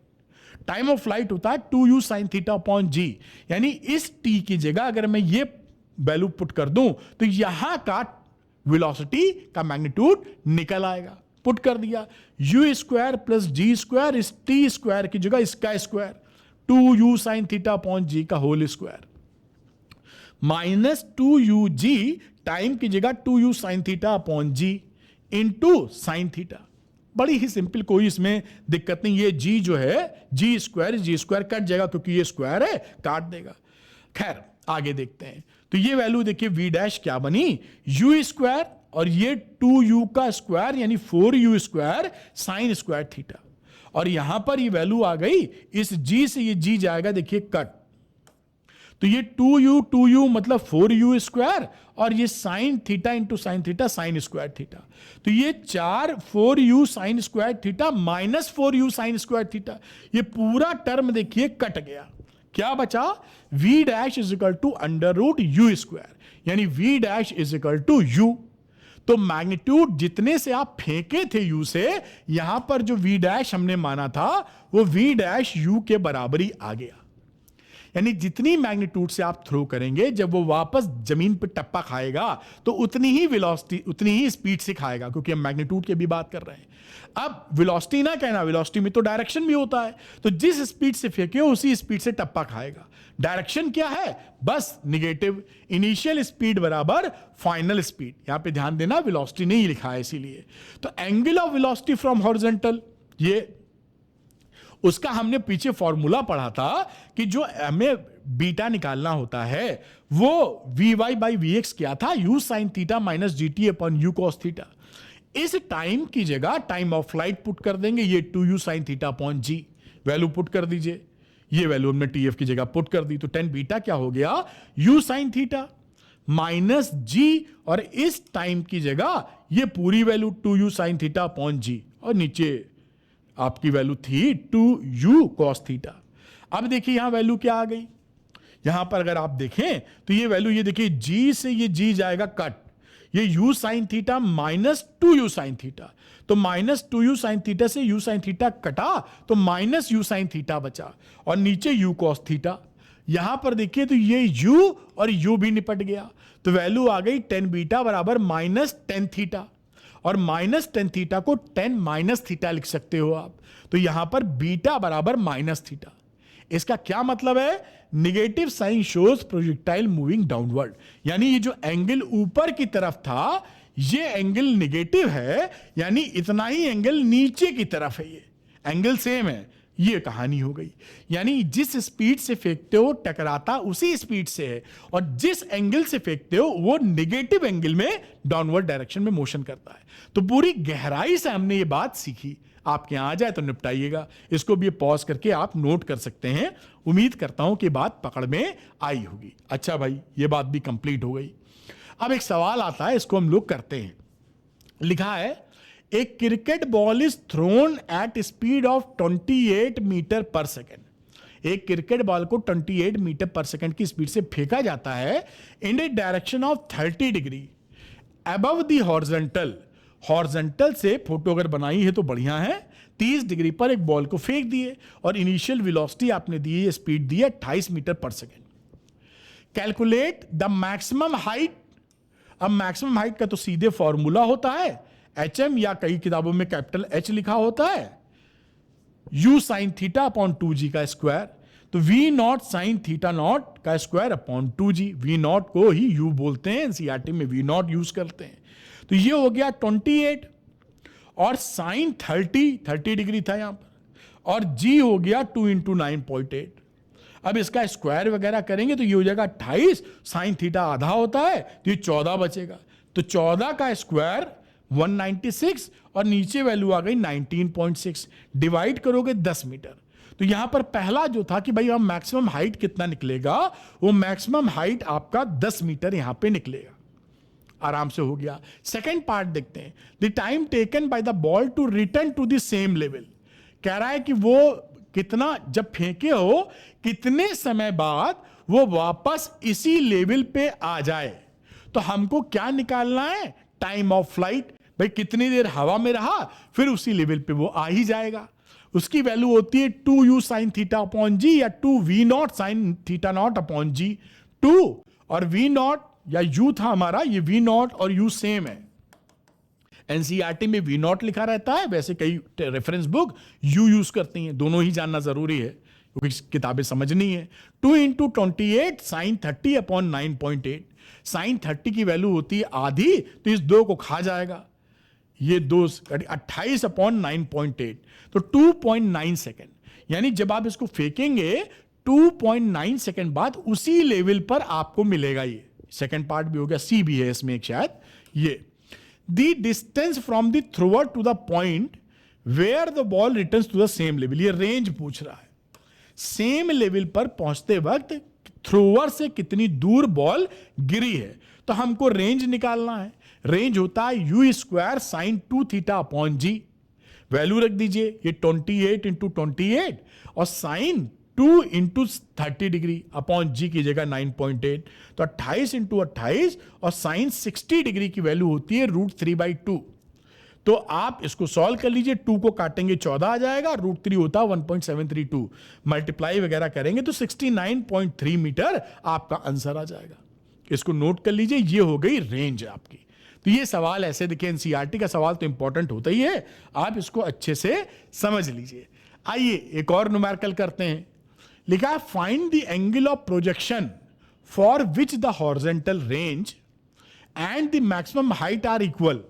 अब यहां पे क्या कह रहा है कि जो हॉरिजॉन्टल रेंज है वो बराबर हो जाए मैक्सिमम हाइट के। ऐसा सिचुएशन बनाओ थीटा का कि ये दोनों बराबर हो जाए। तो यहां पर आर की वैल्यू होती है रेंज की u square sine 2 theta upon g, और हाइट होती है u square sine square theta upon 2g। ये दोनों इक्वेट कर दीजिए क्योंकि सवाल में बोला है सेम हो जाए।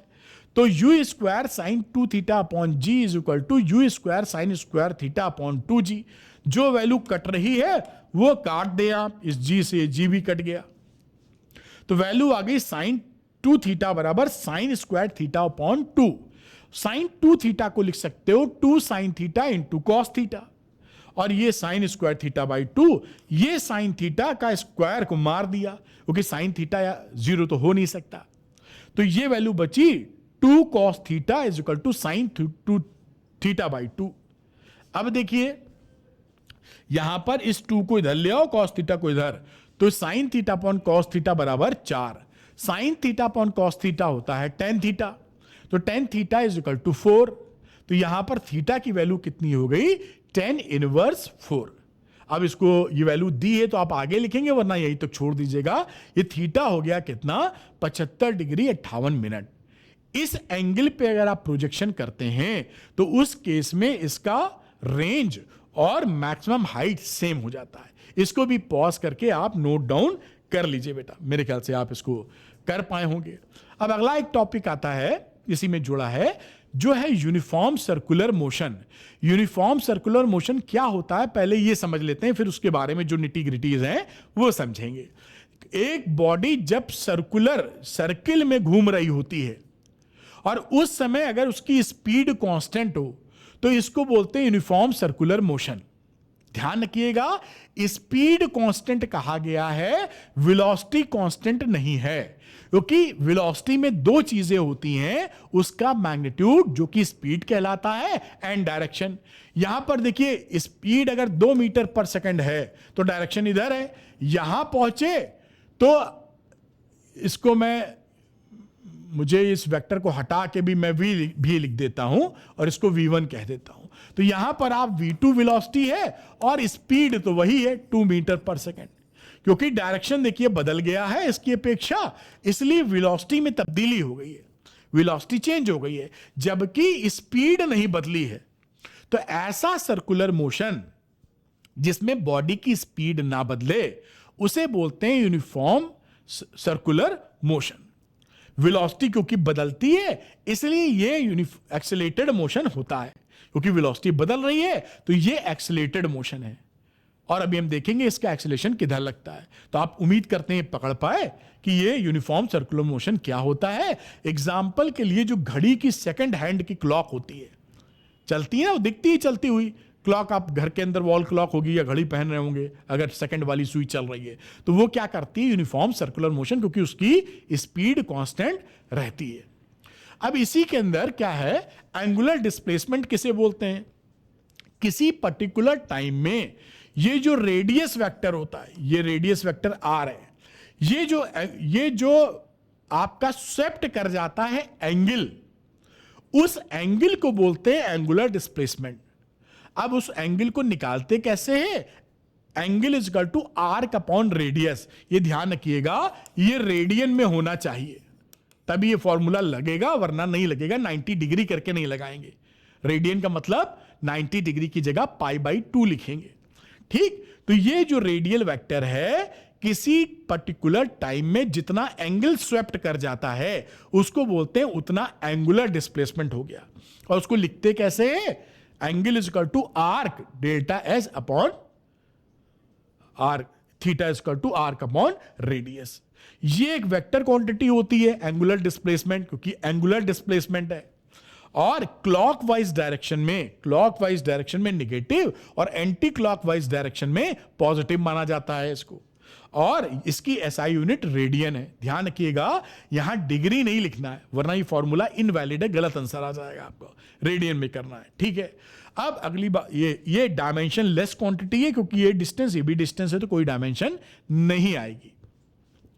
अब एंगुलर वेलोसिटी देखिए, जैसे लीनियर डिस्प्लेसमेंट होता था एस, उसी को तब्दील करके यह एंगुलर डिस्प्लेसमेंट आ गया है। अब जैसे कि आप जानते थे लीनियर वेलोसिटी v, तो यहां एंगुलर वेलोसिटी ओमेगा आ जाएगा, है ना, ये चेंज, क्योंकि ये रूट घूमने वाला मामला है यहां पर।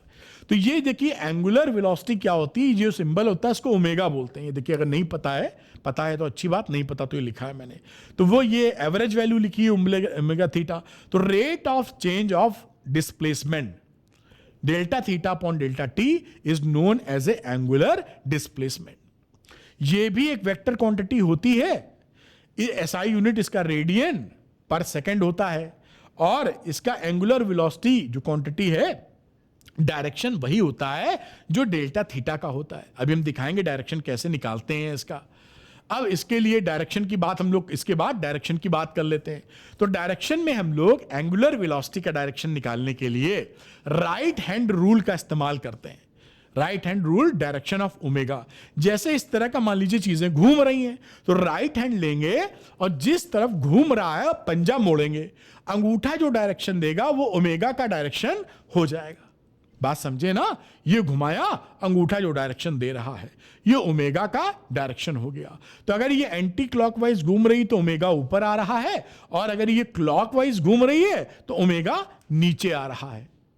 अब इंटरेस्टिंग बात क्या है कि जिस डायरेक्शन में ओमेगा है उस डायरेक्शन में ओमेगा वेक्टर है, उस डायरेक्शन में एक्चुअली कुछ नहीं घूम रहा है। इस ओमेगा की डायरेक्शन में कुछ नहीं घूम रहा है, लेकिन इस ओमेगा के परपेंडिकुलर प्लेन में मोशन क्लॉकवाइज है या एंटी क्लॉकवाइज है, ये आपको पता चलता है। तो कई बच्चों को ये कंफ्यूजन रहता है, ये लिखा है, ज्यादा इस पे नहीं घुस रहे हैं हम, केवल इतना बता रहे हैं अभी के लिए कि ओमेगा की डायरेक्शन में कोई चीज नहीं घूम रही है। ओमेगा के परपेंडिकुलर प्लेन में जो घूम रहा है वो ओमेगा से पता चल जाता है, वो क्लॉकवाइज घूम रहा है कि एंटी क्लॉकवाइज। तो ये ओमेगा का मामला हो गया यहां पर। अब देखिए time period and frequency. Time period का मतलब होता है वो समय जिसमें एक चक्कर कंप्लीट कर लिया गया है, वो टाइम पीरियड है।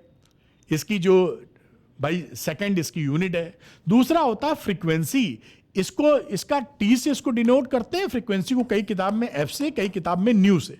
न्यू होता है, वही सब ग्रीक वर्ड हैं। तो न्यू फ्रीक्वेंसी के लिए यानी एक सेकंड में कितना चक्कर कंप्लीट किया इसने, ठीक। अब दूसरी जो ओमेगा थी जिसको हम लोगों ने एंगुलर वेलोसिटी भी कहा था, इसको एंगुलर फ्रीक्वेंसी भी कहा जाता है। और इस वाले रिलेशन को जरूर अच्छे से याद रखिए, 2 पाई न्यू बराबर ओमेगा। और न्यू को लिख सकते हो, न्यू बराबर होता है 1/t। तो यहां पर ये वैल्यू अगर पुट कर दोगे तो ये 2 पाई बाई टी आ जाएगा। तो इस फॉर्मूले को आप जरूर दिमाग में रखिएगा। बढ़िया बेटा।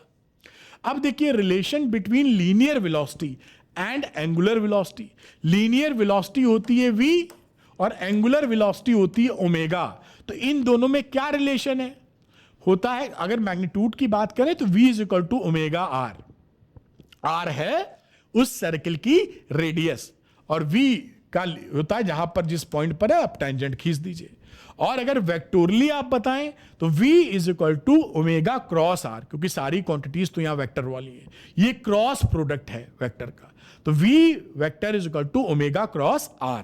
तो ये v linear velocity, omega angular velocity और r है रेडियस वेक्टर। इसको आप ध्यान रखिएगा, काफी काम आने वाला है। अब ये जो यहां पर v is equal to omega r निकाला है, उसका यहां पर एक्चुअली डेरिवेशन थोड़ा बता रहा हूं मैं आपको। तो velocity in uniform circular motion क्या हो जाएगी, ये जो लिखा हुआ है यहां, consider a particular moving along a circular path of radius r. कोई पार्टिकल सर्कुलर पाथ पर घूम रहा है जिसका रेडियस आर है। तो suppose particle moves from A to B, कोई भी पार्टिकल ए से बी मान लीजिए टाइम टी के अंदर या डेल्टा टी टाइम के अंदर ए से बी पहुंच जाता है। डेल्टा और कितना आर्क ट्रेवल किया है, डेल्टा एस, जो आर्क ए बी के बराबर है। अब एंगुलर डिस्प्लेसमेंट बाय डेफिनेशन ये होता है आर्क अपॉन रेडियस। तो रेडियस तो आर है, आर्क है डेल्टा एस, तो delta theta is equal to delta s upon r. अब हम क्या करेंगे, इन दोनों को डिवाइड कर देते हैं टाइम से, जितने टाइम में ए से बी पहुंचा था। तो delta theta upon delta T बराबर 1 upon R delta s upon delta T. भाई डेल्टा टी से डिवाइड कर दिया, कोई खास बात तो है नहीं। अब दोनों तरफ हम ले लेते हैं लिमिट, डिफरेंशियल कैलकुलस में जा रहे हैं डिफरेंशिएट करने में। तो जब इसको लिमिट लगा देंगे डेल्टा टी टेंडिंग टू 0, तो यही चीज पूरी क्या कन्वर्ट हो जाती है d theta upon d t में। यहां पर डेल्टा टी टेंडिंग टू 0 कर दिया तो ये पूरी चीज हमारी आर तो कांस्टेंट है, 1 अपॉन आर बाहर चला गया, delta s upon delta t d s upon d t में चेंज हो गया। तो ये d theta upon d t is equal to 1 upon r d s upon d t. अब हम जानते हैं ओमेगा की वैल्यू होती है d theta upon d t और वी की वैल्यू होती है d s upon d t. ये दोनों वैल्यू इसमें पुट कर दो तो ये हो गई omega is equal to 1 upon r into v. तो ये v is equal to omega into are.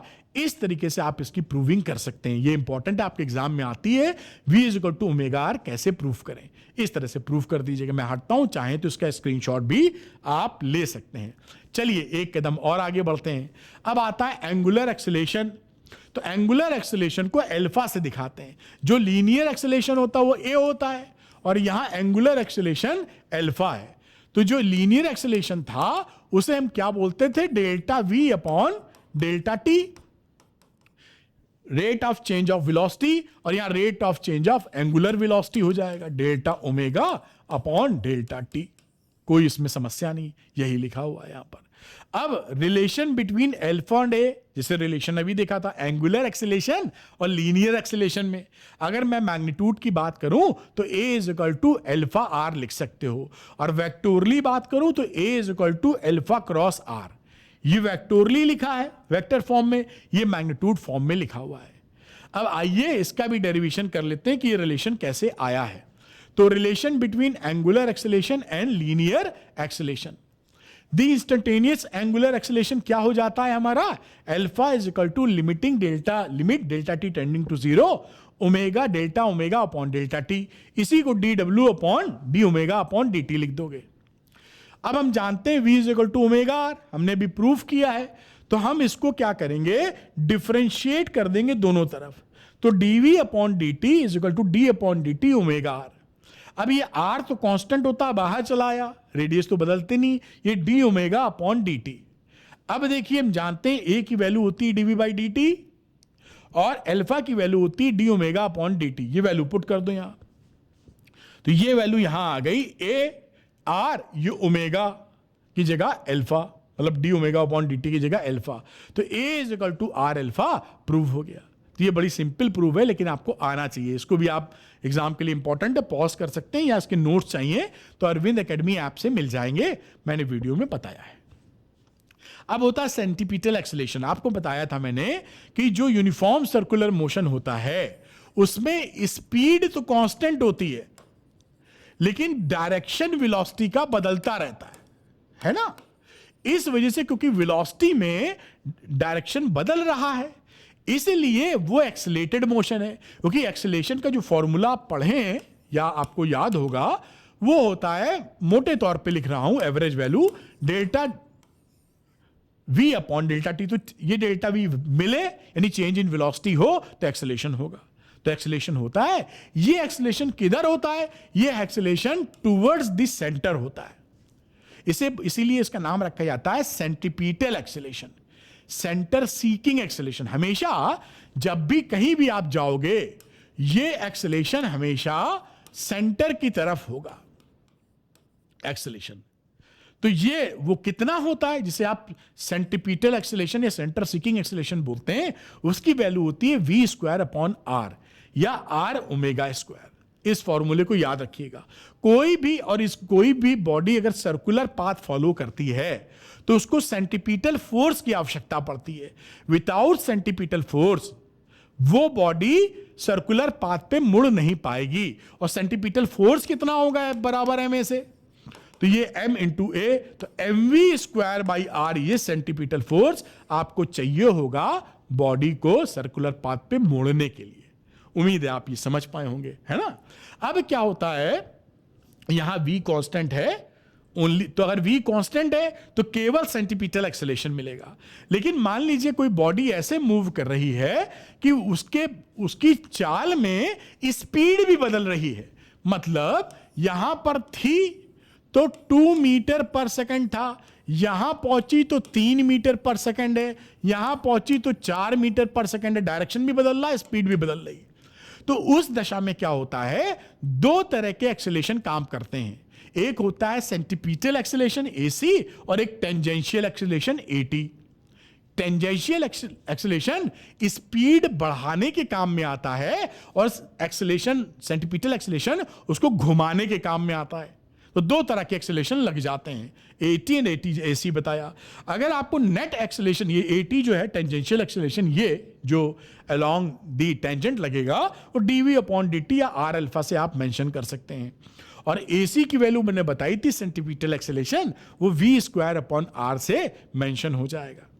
तो यहां पर जो नेट एक्सेलेरेशन निकालने की अगर बात आएगी, इस दिशा में जो घूमते वक्त स्पीड भी चेंज हो रही हो तो अंडर रूट AT का स्क्वायर प्लस AC का स्क्वायर होगा। यहां कहीं आपको नेट एक्सेलेरेशन मिलेगा बीच में कहीं।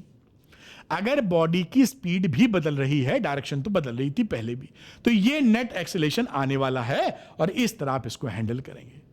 आइए एक सवाल कर लेते हैं NCERT का, जो आपके यहां कई बार आ चुका है। तो example 3.9, an insect trapped in a circular groove. Groove का मतलब होता है खोद के जो गड्ढा बना दिया जाता है, सर्कुलर ग्रूव है, of radius 12 centimetre, moves along the groove steadily and completes 7 revolutions in 100 second. तो ये मान लीजिए ग्रूव है, ये कोई इंसेक्ट है, कीड़ा मच्छर कुछ मान लीजिए, मक्खी, वो ऐसे चक्कर लगा रहा है, उसकी रेडियस है 12 सेंटीमीटर। अब यहां न्यू दे रखा है 7 रिवोल्यूशंस इन 100 सेकेंड। तो यहां पर न्यू कितना हो गया, 7/100 आरपीएस, यानी 1 सेकेंड में 7 रिवोल्यूशन 100 सेकेंड में कर रहा है। तो 1 सेकेंड में कितना रिवोल्यूशन करेगा, 7/100 रिवोल्यूशन पर सेकेंड। अब आप ओमेगा निकालेंगे तो 2 पाई न्यू होता है ओमेगा। 2 पाई लिखा, न्यू की जगह 7/100 लिखा, ये ओमेगा निकल आया। ठीक है, अब यहां पर हमको ये वैल्यू हो गई 14 पाई/100 और कैलकुलेट कर लो पाई की वैल्यू 3.14 रखते हुए, तो 0.44 रेडियन पर सेकेंड आंसर आ गया। तो लिखा what is the angular speed. अभी लीनियर स्पीड भी निकालेंगे, ये क्या निकला है, एंगुलर स्पीड। अब लीनियर स्पीड निकालनी हो तो v equal to omega r होता है। तो इस ओमेगा को आप आर सेंटीमीटर में चल रहा है, आपने वैल्यू रख दी, तो 5.3 सेंटीमीटर पर सेकेंड आपकी वैल्यू आ गई। समझ में आई होगी बात। ये लीनियर स्पीड आ गई, ये एंगुलर स्पीड आ गई। पहले पार्ट में जो पूछा था कंप्लीट हो गया। अब बी में क्या पूछा है, is the acceleration vector constant vector. कह रहा है कि जो एक्सेलेरेशन वेक्टर है क्या यहां पर कांस्टेंट वेक्टर है, और है कि नहीं बताओ। मैग्नीट्यूड देखिए कांस्टेंट वेक्टर नहीं है। जब ये मान लीजिए इंसेक्ट यहां पर है तो इस पे एक्सेलेरेशन इधर है, जब ये इंसेक्ट यहां पहुंचेगा, ये पॉइंट समझ लीजिए, तो एक्सेलेरेशन इधर होगा। जब ये इंसेक्ट यहां पहुंचेगा तो एक्सेलेरेशन इधर होगा। भाई सेंटीपिटल एक्सेलेरेशन है ना, तो ये एक्सेलेरेशन बदल रहा है, इसलिए ये कांस्टेंट वेक्टर नहीं है। कांस्टेंट वेक्टर तो तब होता कि भैया इसकी डायरेक्शन भी ना बदलती, मैग्नीट्यूड भी ना बदलता। मैग्नीट्यूड तो नहीं बदल रहा है, डायरेक्शन बदल रही है। तो यहां पर a is not a constant vector, only magnitude is constant, direction is continuously changing. ठीक है, अब उसकी वैल्यू कितनी है, तो a is equal to omega square into r, क्योंकि हम जानते हैं कि जो सेंटीपिटल एक्सेलेरेशन होता है वो ओमेगा स्क्वायर इंटू आर होता है। तो ये ओमेगा की वैल्यू यहां से लिख दीजिए 0.44 का स्क्वायर, और आर की वैल्यू हो गई 12 सेंटीमीटर। कैलकुलेट करेंगे तो 2.3 सेंटीमीटर पर सेकंड स्क्वायर, ये आपका वैल्यू आ गई सेंटीपिटल एक्सेलेरेशन की वैल्यू। इसको भी आप अच्छे से नोट कर लीजिए पॉज करके, जिससे बात कंप्लीट हो जाए। तो ये पूरा चैप्टर मैंने आपको कंप्लीट करा दिया है। अब यहां पे जाते जाते याद दिलाऊंगा कि अगर आप फिजिक्स अपने स्कूल में पढ़ रहे हैं, टीचर का समझ में नहीं आ रहा है, या किसी कोचिंग सेंटर में आपने ज्वाइन किया ऑफलाइन ऑनलाइन, और वहां भी फिजिक्स पल्ले नहीं पड़ रही, डिफिकल्ट लग रही है, तो आप मेरे साथ जुड़ सकते हैं, easy physics with Arvind sir. और अच्छी बात क्या है कि अगस्त 8 से चैप्टर 1 से फ्रेश स्टार्ट हम लोगों ने किया है, लाइव क्लासेस। इस द्रोणा बैच में, द्रोणा 1.1 में अप्रैल से जो मैं पढ़ा रहा था उसके भी वीडियो लेक्चर्स, ओल्ड लेक्चर्स भी आपको मिल जाएंगे। इसके साथ साथ एक पूरी बुक इसमें खत्म हो चुकी है, दोबारा स्टार्ट किया है, फ्रेश स्टार्ट किया है, और पूरे सिलेबस के भी लेक्चर्स आपको मिल जाएंगे। यही नहीं, एनसीईआरटी एग्जांपल्स, एनसीईआरटी एक्सरसाइज जितने भी आपके किताब में हैं, सबका वीडियो सॉल्यूशन मैंने खुद वीडियो फॉर्म में रिकॉर्ड करके आपको दिया है। इसके साथ साथ आपको assignment, fully solved important question पर चैप्टर 20-25 फुल सॉल्यूशन के साथ आपको प्रोवाइड किए जा रहे हैं। इसके बाद हैंड रिटन नोट्स, मेरे द्वारा लिखे गए नोट्स भी आपको मिलेंगे, जो आपके रिवीजन में, पढ़ाई में बहुत समय बचाएंगे एंड टू द पॉइंट बात करेंगे। शाम को क्लासेस होती हैं 6 बजे से, और 10 दिसंबर तक कोर्स खत्म हो जाएगा। देर मत कीजिए, मेरे साथ आप easy physics with Arvind sir सीख सकते हैं। तो जो भी बच्चा चाहता है 97% लाना, वो द्रोणा के साथ इनरोल कर जाए। इनरोल करने के लिए क्या करना पड़ेगा, आपको अरविंद एकेडमी ऐप को डाउनलोड कर लेना है, इसका लिंक डिस्क्रिप्शन में है, और उसके बाद स्टोर सेक्शन में आना है। यहां पर आपको द्रोणा दिखाई पड़ेगा, द्रोणा 1.1 लेकर आप अपनी पढ़ाई को आसान कर सकते हैं फिजिक्स को। तो द्रोणा लेना मत भूलिएगा। Thank you very much for watching this video. अगर ये वीडियो आपको पसंद आया है तो लाइक और शेयर कीजिएगा, और हां, अरविंद एकेडमी चैनल को सब्सक्राइब करना मत भूलिएगा। Easy physics with Arvind sir. Thank you very much, wish you all the best.